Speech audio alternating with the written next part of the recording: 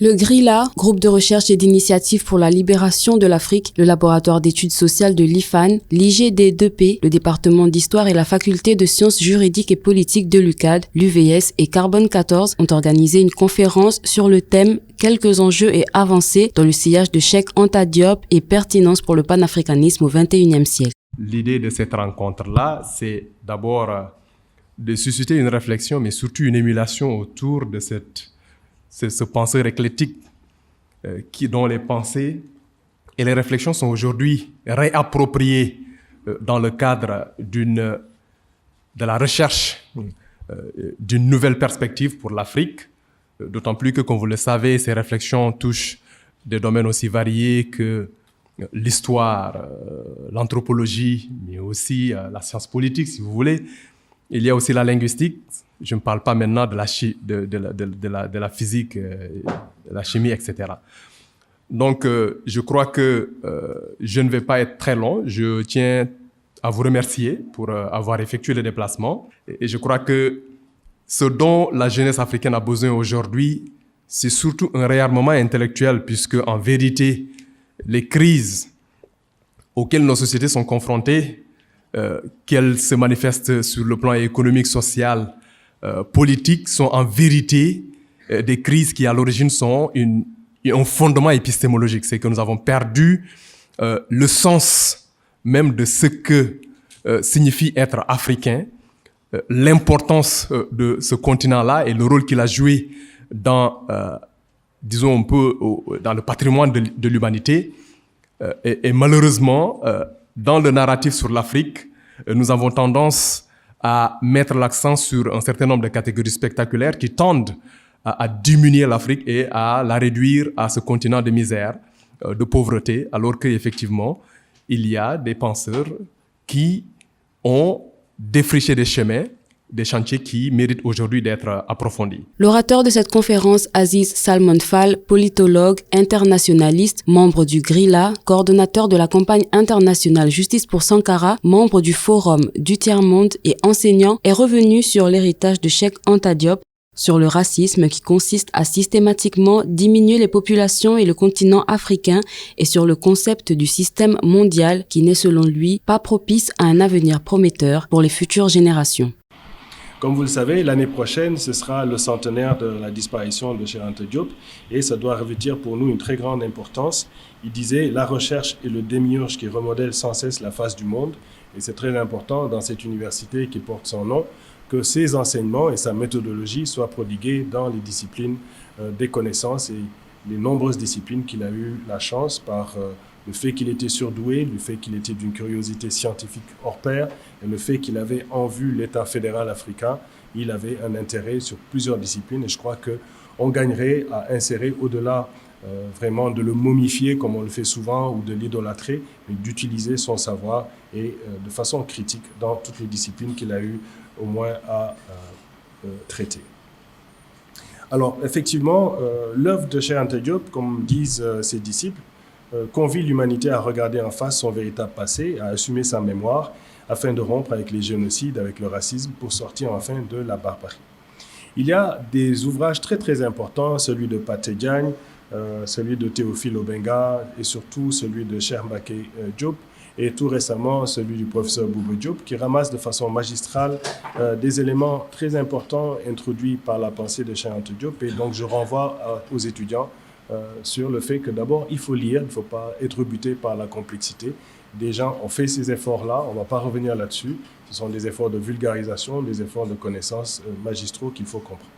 Il y a aujourd'hui une remontée du racisme, un racisme à la fois d'ignorance, mais le racisme des gens instruits et édifiés est vraiment le plus complexe parce qu'il modèle des idées, des croyances et il contribue à des conceptions pseudo-scientifiques qui sont aujourd'hui dans une ère assez spéciale. Par exemple, on ne peut plus utiliser le mot nègre dans la plupart des sociétés des pays avancés. Pourtant, on sait que jusqu'à présent, le statut des personnes de couleur, comme on les appelle, n'est toujours pas reconnu. Et on a eu effectivement, avec la pandémie de Covid, une illustration de comment nous étions des citoyens de seconde zone.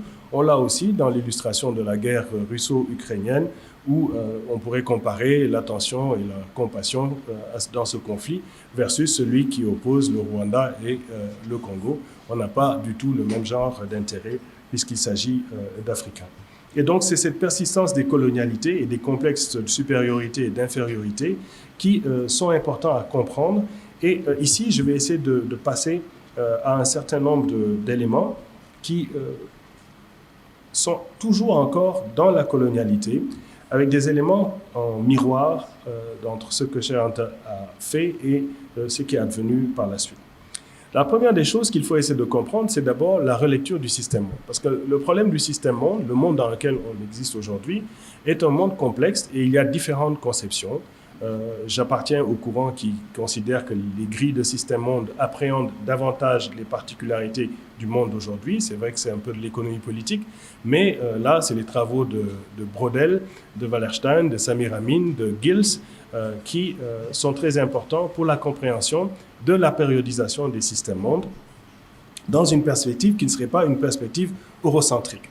Et pour l'intelligibilité, j'ai forcé un certain nombre de concepts, ici ce que j'appelle le mégalo-ensemble, le supra-impérialisme, le transinternationalisme et le panafricentrage, tous des termes en fait confectionnés que je vais expliciter le long de l'exposé, mais qui essayent d'expliquer en fait la particularité de cette mondialisation. Alors cette mondialisation, elle est complexe dans la mesure où il y a un déséquilibre qui est précaire, qui génère des chaos, qui génère beaucoup d'illusions et où l'avenir, surtout l'avenir des jeunes, est obscurci. C'est-à-dire que de plus en plus de jeunes n'ont pas un horizon de vie parce que en fait, l'espoir même de faire des enfants est éteint par le mode de production et de consommation prédateur dans lequel nous sommes.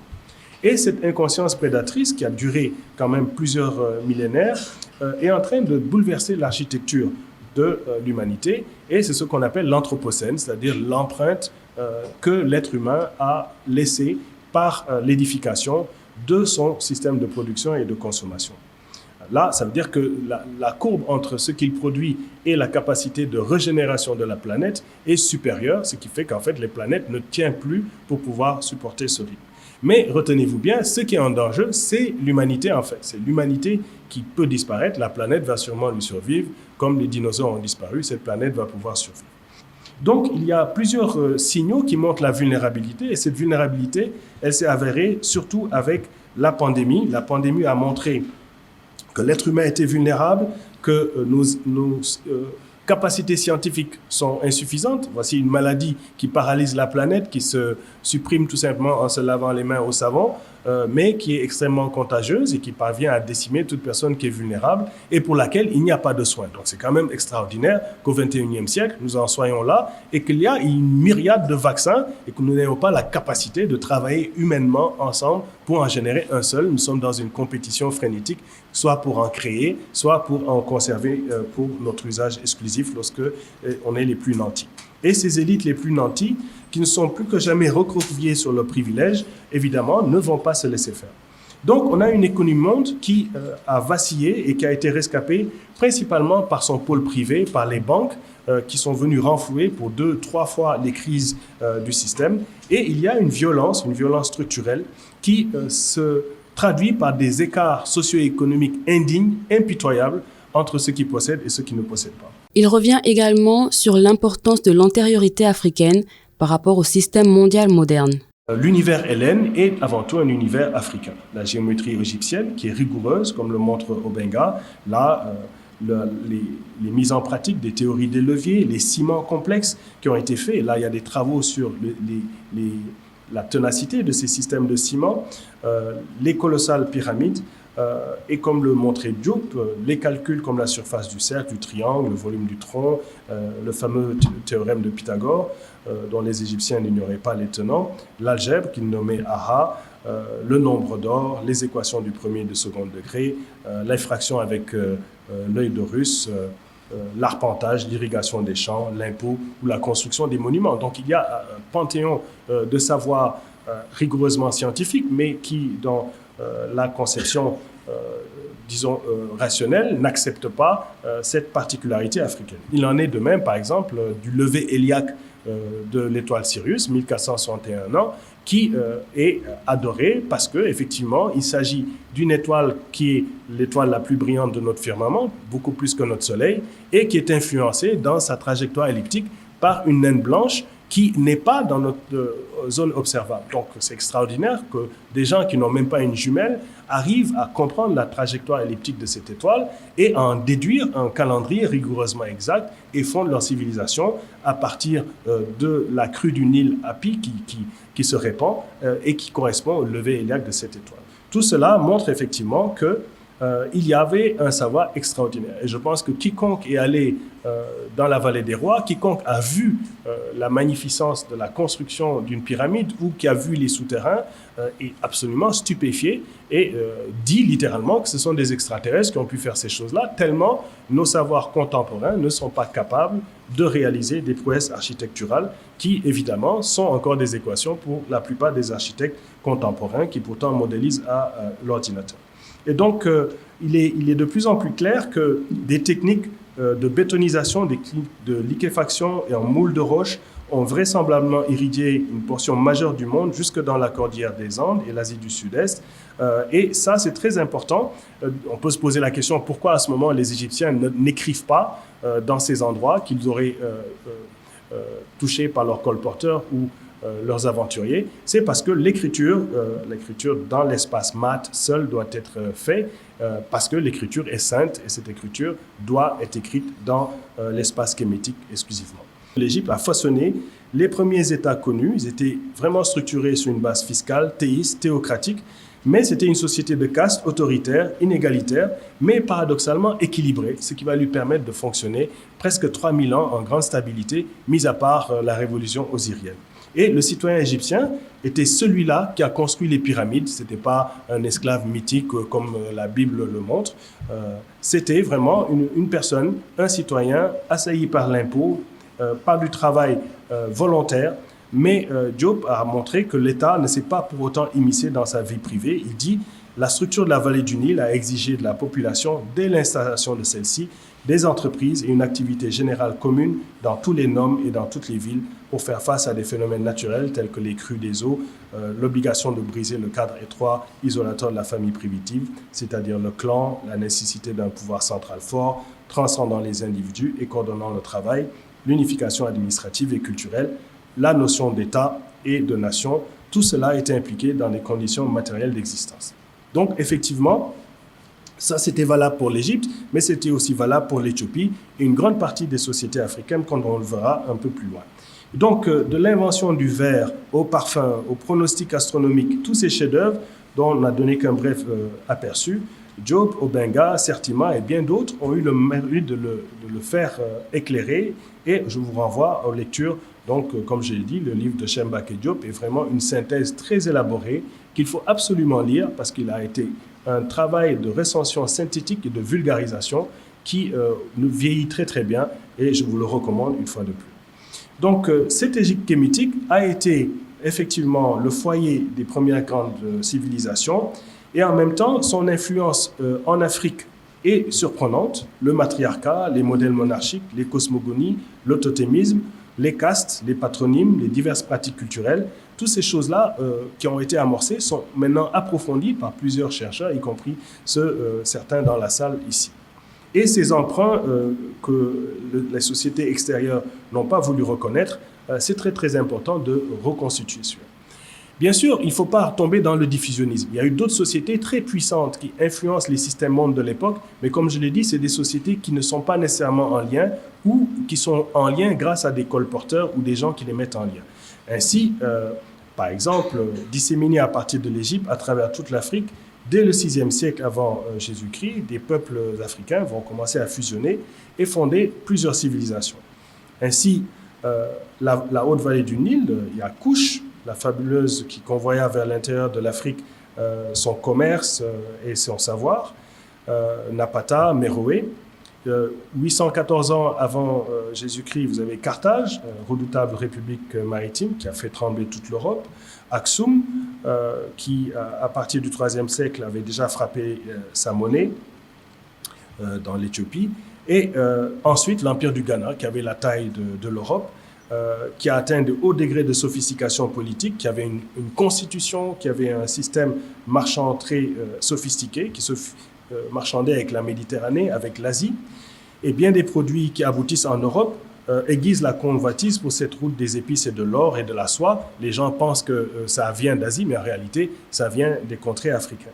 En survolant les méfaits du capitalisme, il parle également du développement et de la géopolitique mondiale eurocentrique qui consiste à mettre en avant les pouvoirs occidentaux. Le développement à partir du 19e siècle, c'est effectivement une synonymie déclarée du marché et du capitalisme avec des préjugés sur la race, des mythes raciaux qui ont été dénoncés très tôt par Anténor Firmin et qui malheureusement perdurent aujourd'hui dans une colonialité qui exige un changement de paradigme. C'est ce qu'a compris Hannibal Quijano, qui dit, sur la notion de race, c'est fondé l'eurocentrage du pouvoir mondial capitaliste et la distribution mondiale du travail et des échanges qui en découlent. Sur elle aussi se sont tracées les différences et distances spécifiques dans la configuration spécifique du pouvoir, avec ses implications cruciales pour le processus de démocratisation des sociétés et des États, pour les processus de formation des États modernes. Autrement dit, la colonialité s'est constituée dans la matrice de ce pouvoir capitaliste colonial moderne et eurocentré. Sur la colonialité du pouvoir et la matrice coloniale moderne, cette colonialité du pouvoir s'est avérée plus durable et plus enracinée que le colonialisme au sein duquel il a été engendré et qui l'a aidé à s'imposer mondialement. Il y a une histoire eurocentrique du monde, il y a une conception occidentalo-centrée du monde qui domine. Vous la voyez d'ailleurs de l'ère de Mercator jusqu'à ces atlas qui sont aujourd'hui dans la plupart des livres de géographie et qui représentent le monde tel qu'il ne l'est pas. Vous prenez le Groenland comme ça, le Groenland que vous voyez, la partie blanche, rentre 14 fois dans le continent africain. L'Afrique a l'air absolument minuscule sur une carte comme celle-ci. Alors qu'en réalité, l'Europe a la taille des 2 Soudans. D'accord ? C'est tout simplement en repoussant dans le tiers inférieur la carte du monde, l'Europe se grandit et c'est à peu près ce qui se passe. C'est-à-dire on crée un système eurocentré qui camoufle les savoirs et qui, par la géographie, redonne une autre vision du monde qui est erronée.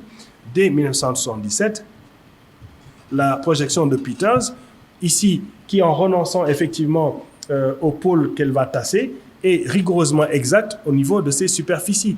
Là, vous voyez vraiment la taille de l'Afrique, vous voyez la taille de l'Inde, vous voyez effectivement la taille de l'Europe. L'Europe qui avait la taille de l'Empire du Mali. Voici les véritables proportions du monde tel qu'il devrait être dans tous les ouvrages de géographie depuis 1977, mais qui ne l'est pas. Parce que l'Occident, qui a cette conception, si vous allez en Asie, le monde a l'air à l'envers, les Chinois le mettent un peu à l'envers, donc on peut mettre le monde à l'envers, l'Afrique du Sud serait en haut, ça ne change rien, c'est un globe. Mais ce qui est important, c'est que cette représentation est rigoureusement exacte dans les faits. Et d'ailleurs, vous la voyez, si vous voulez une autre représentation, voici les véritables dimensions de l'Afrique. Vous voyez qu'on peut y faire entrer la Chine, les États-Unis, l'essentiel de l'Inde et la plupart des pays européens. Et vous voyez que dimension des 30 millions de kilomètres carrés de l'Afrique, c'est pas rien. C'est le 2e continent au monde par sa superficie. Mais en voulant réduire par la géographie sa prestance, en réduisant le fait que nous n'avons pas d'histoire, que nous n'avons pas véritablement créé de civilisation, ce système eurocentré qui en avait besoin pour juguler les sociétés africaines pour imposer la colonisation, a persisté dans la colonialité et c'est ce système qu'il faut bien sûr décrypter. Dans les représentations américaines, géopolitiques, pourquoi j'avais fait mon film Africom Go Home, c'est parce que à partir de Stuttgart, on contrôle tout le continent africain. Mais parce que la suprématie américaine, c'est de considérer la planète comme leur turf, comme leur espace, leur précaré, leur chasse gardée. Et ils ont divisé le monde en US Northcom, US Southcom, US Africom, etc. Et eux voient le monde comme ça, et parce qu'ils voient dans leurs intérêts. Et nos pays ne peuvent pas, pour l'instant, résister à cette division du monde. Or, cette division du monde, elle est celle qui est essentielle aux firmes multinationales pour l'industrie extractive, pour la ponction des minéraux. Parce que sans cette surveillance militaire, ces firmes multinationales n'ont pas l'arrogance de pouvoir disposer de la réfection des codes miniers et des espaces qui leur sont prodigués. Donc, il en est de même au niveau des régionalisations géographiques qui sont faites par les Nations Unies, la façon par laquelle on divise les systèmes, la classification de la Banque mondiale, par exemple, on va amputer l'Afrique le Middle East et North Africa, on prend tout le Nord, on le met avec les Arabes, on enlève une grande portion de l'Afrique. Ça, c'est des conceptions encore de la colonialité qui persistent dans les dispositifs multilatéraux. Enfin, le professeur Aziz Fall a exhorté l'audience sur le potentiel et l'éveil essentiel des populations africaines afin d'atteindre un état de développement. Nous n'avons toujours pas de plan de développement. Il y a l'agenda 2063, mais c'est un agenda incantatoire. Quand vous le regardez dans les faits, ce n'est pas un projet de développement. Donc, on a besoin d'un projet de développement à l'échelle continentale qui parte des lignes directrices que Cheikh Anta avait esquissées au niveau des capacités énergétique du système fédéral, avec des péréquations entre les zones déficitaires et excédentaires, avec la capacité de recouvrer notre souveraineté sur nos matières premières et d'anarcher la révolution industrielle de l'Afrique. Parce que sans cette révolution industrielle et agricole, il n'est pas possible de se développer. Et pour ça, on a une chose extraordinaire, c'est qu'on a le continent le plus jeune, donc une capacité industrieuse potentielle, on a des ressources en très grande quantité qui font l'envie et la convoitise des autres puissances. Et surtout, on a une géopolitique du chaos qui s'est installée pour freiner ce mécanisme. Et c'est pour ça qu'aujourd'hui, il faut s'éveiller à l'ampleur de la tourmente néolibérale qui a défait le système. Alors, comme je dis, pour comprendre d'où on vient, il faut, bien sûr, comme on l'a dit, comprendre où on a été. Si on a été capable de construire de si grandes civilisations, là je vous passe les images de Zimbabwe, du Monomotapa, de l'Empire du Ghana, c'est tout simplement pour dire que les apports des sociétés peuvent effectivement être compris et valorisés dans la mesure où la jeunesse fait deux choses. La première, c'est qu'elle ne soit pas rebutée par leur complexité, qu'elle comprend dans sa langue vernaculaire le savoir scientifique, et qu'ensuite, elle se politise, c'est-à-dire qu'elle s'engage pour le changement social. Cette jeunesse consciente, elle est capable d'ébranler le système. C'est elle qui a fait l'Égypte pharaonique, c'est elle qui a fait Ghana, etc. Ce sont ces jeunes capables de s'engager pour la transformation sociale et qui ne sont pas anesthésiés par l'otium, donc le divertissement. Le divertissement est important, le sport, la musique, c'est important. Moi-même, je suis musicien, je suis sportif, mais ce n'est pas la raison de vivre.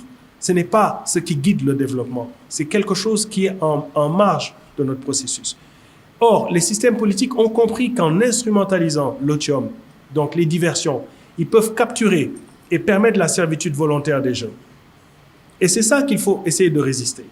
Le deuxième élément de résistance, c'est la science qui permet de sortir de l'obscurantisme religieux. Car l'obscurantisme religieux, le système de l'enchantement et du réenchantement, est un enfermement, parce que la croyance finit par croire que d'autres que nous permettent de sortir de notre condition. Or, l'être humain est avant tout capable de résoudre les problèmes humains. Les problèmes humains sont solvables par les êtres humains. On n'a pas besoin d'esprit ou d'ange pour résoudre nos problèmes. Et ça, c'est difficile à admettre, mais c'est ça. C'est par cela qu'on est exploité. Ce sont des êtres humains qui nous exploitent. C'est des êtres humains comme nous. Nous, on enseigne en Occident, on voit qu'ils ne sont pas supérieurs que nous, la preuve, on leur enseigne. C'est clair. Donc, la question, elle est sur notre capacité de pouvoir nous organiser. Et c'est cette capacité d'organisation qui a été dessaisie par les 30 dernières années de dépolitisation qu'ont enclenché les mécanismes de la gestion néolibérale et managériale du monde que j'ai décrit en première partie de mon exposé. Ce système de financiarisation et ce système monde qui a favorisé l'hégémonie occidentale a provoqué une aliénation dans nos élites, qui ne croient plus en elles, qui n'ont pas la capacité de comprendre qu'il y a une adversité qu'elles peuvent mener contre l'ordre du monde et poser une africanité. Le quatrième axiome, c'est la redécouverte de notre africanité. Ça, c'est la chose qui semble être la plus simple, mais qui est en fait la plus difficile. Puisque non seulement nous sommes amnésiques, et c'était un peu l'objet de cet exercice, c'était de montrer que l'africanité persiste, mais qu'elle doit passer par une réflexion scientifique, et qu'on utilise cette africanité pour se sortir de cette condition. Dans notre groupe, nous disons que cette africanité, elle est dans une perspective internationaliste. Il faut qu'elle soit xénophile. Il faut qu'elle redécouvre les vertus de la MAD, de Ubuntu, donc de choses sans en sortant les choses rétrogrades, mais de garder les éléments positifs, non pas d'un retour en arrière, mais d'un retour positif pour une resurgence. Et c'est ce que j'appelle le panafrique central, c'est-à-dire un projet de développement qui est basé sur un idéal panafricain, mais où le développement est cette fois-ci expurgé de son caractère eurocentrique et africanisé. Donc nous développer avec nos valeurs de solidarité, d'optimisme, de commensal, de xénophilie, de respect de la nature, à un moment où justement le mode de production et de consommation n'est plus capable de garder son rythme dans le capitalocène. C'est là que l'Afrique amène sa partition. Mais pour pouvoir maîtriser cette accumulation, il faut rompre, il faut pouvoir se désengager du système monde et créer un État confédéral où le marché intérieur de biens de consommation de masse est d'abord africain. Et pour ça, il faut pouvoir produire africain. Il faut pouvoir produire d'abord l'autosuffisance alimentaire. Il faut être capable de se nourrir à partir de notre propre alimentation. Ça suppose une réforme agraire, une révolution dans les systèmes d'agriculture. Et le point de bascule, c'est de donner le pouvoir aux femmes. C'est le droit à la propriété aux femmes. C'est ce point de bascule de changement des mentalités masculines et donner du pouvoir aux femmes qui va permettre cette révolution industrielle que l'Afrique a besoin de générer. Et elle va la générer parce qu'elle a une quantité extraordinaire de jeunes capables de travailler et qui veulent le faire. Et qui sont en train d'aller vendre leur force de travail ailleurs alors qu'elle peut être utilisée ici. À la fin de cette conférence, il y a eu des échanges. Les participants ont pu poser des questions et donner leurs avis sur les travaux du professeur Cheikh Anta Diop, la position du continent africain dans le monde et le panafricanisme en général.